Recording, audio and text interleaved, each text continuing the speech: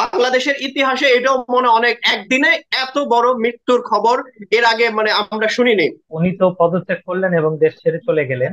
হ্যাঁ, কিন্তু এই প্রক্রিয়ার মধ্য দিয়ে উনি আওয়ামী লীগ নামক দলটাকে ধ্বংস করে দিয়ে গেলেন। ঢাকার বিভিন্ন পয়েন্ট থেকে সমানে লোক মানে বাঘ ভাঙা জোয়ারের মতো জনতার ঢল নেমে আসে, তারা রাজধানী মুখী হয়। পদত্যাগের ঘোষণার পর সারা দেশে যে এই ধরনের সহিংসতার চিত্র দেখা যাচ্ছে, সাধারণ মানুষ কিন্তু এই সহিংসতার বিরুদ্ধে বরাবরই ছিল। আপনারা দুজনেই জানেন যে প্রধানমন্ত্রী শেখ হাসিনা পদত্যাগ করেছেন এবং সেনা প্রধান সে ইতোমধ্যে অন্তর্বর্তীকালীন সরকার গঠনের একটা আহ, ঘোষণা দিয়েছেন। আপনারা জানেন তো এই বিষয়টা। প্রথমে আমি মাহমুদের কাছে যাচ্ছি। মাহমুদ, আপনার রিয়েকশন শুনতে যাচ্ছি, কি মনে করছেন? আপা, আপনাকে ধন্যবাদ। আপনি নিশ্চয়ই মানে অবগত আছেন যে আজকে বাংলাদেশে ঐতিহাসিক একটি ঘটনা ঘটে গেল। আহ, গণ অভ্যুত্থানের মধ্য দিয়ে আরেকটা সরকার এর পতন আজকে ঘটে গেল। ইতিমধ্যে বিকাল 4টার দিকে বাংলাদেশ সেনাবাহিনীর প্রধান ওয়াকারুজ্জামান তিনি ঘোষণা দিয়েছেন যে বাংলাদেশের প্রধানমন্ত্রী শেখ হাসিনা পদত্যাগ করে তিনি দেশ ত্যাগ করেছেন। আপনি আপনি যদি একটু পিছনে ফিরে যান তাহলে বলতে হবে যে বৈষম্য বিরোধী কোঠা আন্দোলনকে কেন্দ্র করে 5 জুলাই একটি আন্দোলন শুরু হয়, ছাত্রদের একটা আন্দোলন। তারা যে ছাত্র আন্দোলনটা শুরু করেছিল, শুরুতে হলো তারা শান্তিপূর্ণ আন্দোলনের মধ্য দিয়ে যাচ্ছিল। এটা হলো 15ই জুলাই এসে সহিংসতায় রূপ নেয়। হুম, হুম, হুম। এখানে বিভিন্ন রাজনৈতিক দলগুলোর সমর্থন, নৈতিক সমর্থন দেয়া শুরু হয়। তখন এই ছাত্র আন্দোলনটা তখন একটা মানে সহিংস আন্দোলনে পরিণত হয়। তারপরে যে মৃত্যুর যে মিছিল, এই মিছিলটা বাড়তে থাকে, পরিস্থিতি মানে ভয়াবহতার দিকে চলে যায়। এক পর্যায়ে হলো সরকার থেকে কারফিউ জারি করা হয়। আজকে আজকে পর্যন্ত মাঝখানে আবার তখন প্রশাসন কিছুটা নিয়ন্ত্রণ করে, কিন্তু এর মধ্যে কিন্তু অনেক লাশ পড়ে যায়। এই লাশের ক্ষতিটা কিন্তু অনেক বড়। মানুষ কিন্তু এই লাশকে কেন্দ্র করে আবার যে গণ মানুষ এই আন্দোলনে সম্পৃক্ত হয়ে যায় এবং মানুষের অংশগ্রহণ বাড়তে থাকে এই আন্দোলনে। তখন আর ছাত্ররা পিছু হটে নাই, তাদের কর্মসূচি আবার অব্যাহত থাকে। আপনি জানেন যে প্রথমে complete shutdown, Bangla blog, our remember our heroes, এই ধরনের কর্মসূচি দিয়ে দিয়ে কিন্তু তারা আজকে আন্দোলনটাকে চূড়ান্ত পর্যায়ে নিয়ে আসছে। এবং গত 2 দিন আগে তারা ঘোষণা দিয়েছে যে এক দফা আন্দোলন বর্তমান এই সরকারের প্রধানমন্ত্রীকে সরে যেতে হবে।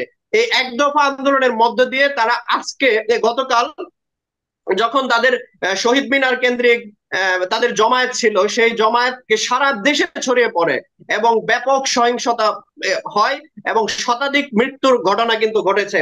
বাংলাদেশের ইতিহাসে এটাও মনে অনেক একদিনে এত বড় মৃত্যুর খবর এর আগে মানে আমরা শুনিনি। তো এই পরিস্থিতি কিন্তু ভয়াবহতার দিকে যাচ্ছে বাংলাদেশে। আইন শৃঙ্খলা বাহিনী বলেন, সেনাবাহিনী বলেন, সবাই মিলে কিন্তু পরিস্থিতিটাকে নিয়ন্ত্রণ করার চেষ্টা করেছেন। গতকাল রাত পর্যন্ত তারা চেষ্টা করেছেন, কিন্তু আজকে সকালেও কিন্তু আবার সেই ছাত্র জনতা যে মিছিল, সেটা শাহবাগ কেন্দ্রিক, সবাই চলো চলো ঢাকা চলো, মার্চ টু ঢাকা, এই এই কর্মসূচি নিয়ে তারা সবাই ঢাকা মার্চ করে বিশেষ করে ঢাকার আশপাশ থেকে যারা আছেন তাদেরকে আহ্বান জানানো হয় যে তারা যাতে ঢাকায় চলে আসে। সকালে কিছুটা নিয়ন্ত্রণের চেষ্টা করা হয়, কিছুটা ছত্রভঙ্গ হয়ে যায়, কিন্তু বেলা বাড়ার সাথে সাথে পরিস্থিতিটা আর নিয়ন্ত্রণের মধ্যে থাকেনি। ঢাকার বিভিন্ন পয়েন্ট থেকে সমানে লোক মানে বাঘ ভাঙা জোয়ারের মতো করে নেতাকর্মী বলেন, সাধারণ মানুষ, ছাত্রছাত্রী বলেন বা অভিভাবক বলেন, জনতার ঢল নেমে আসে, তারা রাজধানী মুখী হয়। এক সময় আওয়াজ ওঠে যে তারা গণভবন ঘেরাও করবে, এর ধরনের একটা আওয়াজ ওঠে। এর মধ্যে বারবার সেনাবাহিনীর পক্ষ থেকে বলা হচ্ছিল যে আপনারা পরিস্থিতি শান্ত রাখুন, ধৈর্য ধরুন, সুন্দর কিছুই আসবে। শুরু থেকে বিকাল 2টার সময় সেনাবাহিনী প্রধানের ভাষণ দেওয়ার কথা, এরপর সেনাবাহিনী প্রধান 3টায় নেওয়া হলো, 3টার ভাষণ পরে 4টায় আনুষ্ঠানিকভাবে ঘোষণা হলো যে প্রধানমন্ত্রী পদত্যাগ করে দেশ ছেড়েছেন। এরপর থেকেই জনগণের মধ্যে বাদ ভাঙা উল্লাস, রাস্তাঘাট মানে লোকে লোকারণ্য, যে যেভাবে পারে সেখান থেকে মানুষ রাস্তায় নেমে আসছে। এবং এটা সবচেয়ে দুঃখের বিষয় হলো যে আমাদের মানে সব রাষ্ট্রীয় সম্পদ ওখানেও কিছুটা আঘাত আসছে। এটা মানে গণভবন, তারপর জাতীয় সংসদ, প্রাইম মিনিস্টার অফিস, এ ধরনের কিছু স্থাপনার মধ্যে ধরেন এরা ঢুকে পড়েছে বিক্ষুব্ধ জনতা। এছাড়াও বিভিন্ন জেলা থেকে খবর পেলাম যে বিভিন্ন ভাঙচুর, পুলিশ ফাঁড়িতে আঘাত, আজকেও একটা জেলায় বেশ কয়েকজন পুলিশকে আহত করছে। এটা হলো দুঃখের খবর। এটা হলো মানে রাষ্ট্রীয় সম্পদ নষ্ট করলে, মানে যতই বলেন যে আমার সম্পদ বা আমি এটা গড়তে পারবো, এটা অবশ্য কাম্য না। আরেকটা বিষয় হলো মানে সংসদ ভবনে ঢুকেও ধরেন ভাঙচুর চালানো হয়েছে, এটাও ধরেন আমাদের জন্য এটা কোনোভাবেই কাম্য না। আরেকটা আছে, সবাই কিন্তু সব পক্ষ, রাজনৈতিক পক্ষগুলো ধরেন বিএনপির পক্ষ থেকে বলা হচ্ছে যে পরিবেশ শান্ত রাখার জন্য, শান্তশিষ্ট থাকার জন্য, অন্য যারা পক্ষ আছে তারাও বলতেছে যে পরিবেশটা শান্ত রাখার জন্য, কিন্তু এখন পর্যন্ত পরিস্থিতি শান্ত নেই। আমি যখন আপনার সাথে কথা বলছিলাম তখন এই পাশ থেকে আমি এই মাত্রই একটা মানে বড় বিকট শব্দ পেলাম। এখন পর্যন্ত ধরেন উত্তপ্ত পরিস্থিতি আছে রাজধানীতে। এটা মানে কল্পনা অতীত। মানুষ আতঙ্ক নিয়ে এখনো বের হচ্ছে, রাস্তাঘাটে বের হচ্ছে না। কিছু কিছু এলাকা একদম ধরেন ফাঁকা হয়ে আসছে, ওই এলাকায় মানুষ প্রবেশ করতে পারছে না। আতঙ্কটা কিন্তু এখনো শেষ হয়নি, কেটে যায়নি। আরেকটা বিষয় হলো, আপনি নিশ্চয় জানেন যে সেনাবাহিনীর প্রধান কিন্তু বলেছেন যে একটি অন্তর্বর্তীকালীন সরকার গঠন করা হবে আস্থা রাখার জন্য, সময় দেওয়ার জন্য। আমি এই বিষয়টা পরে আসবো। আমি একটু আমানের কাছে যাই। আমান, আপনি শুনছিলেন মাহমুদের কথা এবং আমার প্রশ্ন শুনেছেন, আপনার রিয়াকশনটা আমি জানতে চাচ্ছি।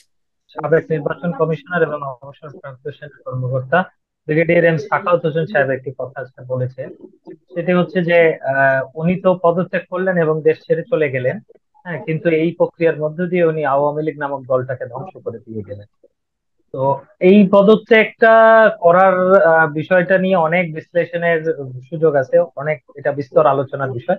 কিন্তু আমি যেটা মনে করছি সেটা হচ্ছে যে আন্দোলনকারীরা যে দাবির প্রেক্ষিতে ওনাকে পদত্যাগের মানে প্রধানমন্ত্রীর পদ থেকে পদত্যাগের যা দাবি জানিয়েছিল, সেই দাবি পূরণ করতে গিয়েই কি উনি পদত্যাগ করলেন, নাকি অন্য কোনো বিষয় এখানে ছিল, সেটাও আসলে আমাদের অনুসন্ধান করে বের করা করা উচিত।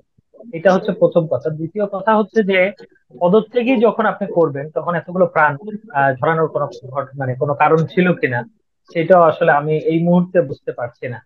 এতগুলো প্রাণ ঝরে যাওয়ার পরে আপনি পদত্যাগ করে, আমি বলবো যে বাংলাদেশটাকে একটা রাজনৈতিক অনিশ্চয়তার মুখে এখন এখন থেকে প্রতি মুহূর্তে পড়তে হচ্ছে।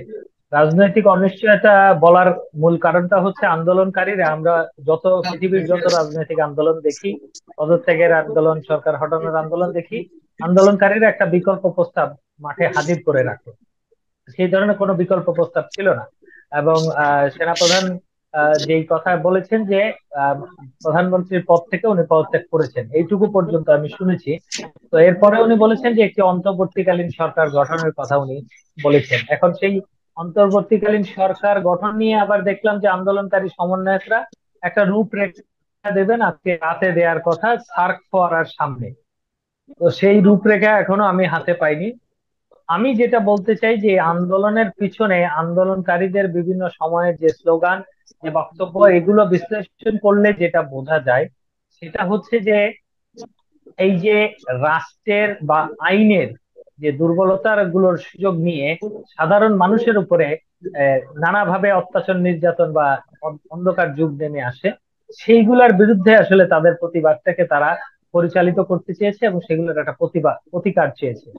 তো আন্দোলনের এটা একটা ধরেন প্রধানমন্ত্রীর পদত্যাগের মধ্য দিয়ে একটা প্রাথমিক বিজয় হিসেবে যেতে পারে, কিন্তু এটা চূড়ান্ত কোনো বিজয় নয় যতক্ষণ না পর্যন্ত এই নিশ্চয়তাটুকু আসছে যে ভবিষ্যতে কখনো কোনো আন্দোলনে কোনো পুলিশ সরাসরি গুলি করবে না, ভবিষ্যতে কখনো দেশে এই ধরনের বিশৃঙ্খলা সৃষ্টি হবে না, এইরকম একটা ব্যবস্থাপনার ভবিষ্যতে দিকে যদি কখনো আমরা কোনো ধাবিত সরকার হতে পারি, এরকম তাইলে স্বৈর এই শাসক হবে না, পদত্যাগের একটা ফলাফল তাই না? পাওয়া যেতে পারে। তবে এর মধ্যে তাই না যে ভবিষ্যতেও কোনো হ্যাঁ, সরকার এই স্বৈর ধরনের শাসক হবে না। এই ধরনের আক্রমণাত্মক, এই ধরনের নির্যাতনমূলক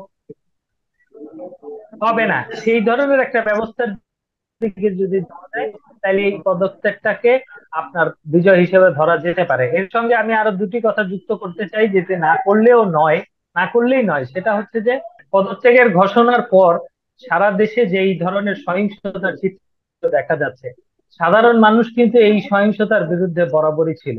তো আন্দোলনকারীরাও যদি এই সহিংসতা নিয়ন্ত্রণ করতে না পারে, তাহলে সেটা হবে অত্যন্ত দুর্ভাগ্যের বিষয়। তো সর্বোপরি আমরা প্রত্যাশা করব যে এইখান থেকে হোক বা পুরনো প্রত্যাশা থেকে হোক, আমরা যাতে একটি গণতান্ত্রিক রাষ্ট্র বিনির্মাণের পথে হাঁটতে পারি, সেইটার দিকে আন্দোলনকারী সমস্ত পক্ষ এবং সাধারণ মানুষের দৃষ্টি বলে আমি মনে করি।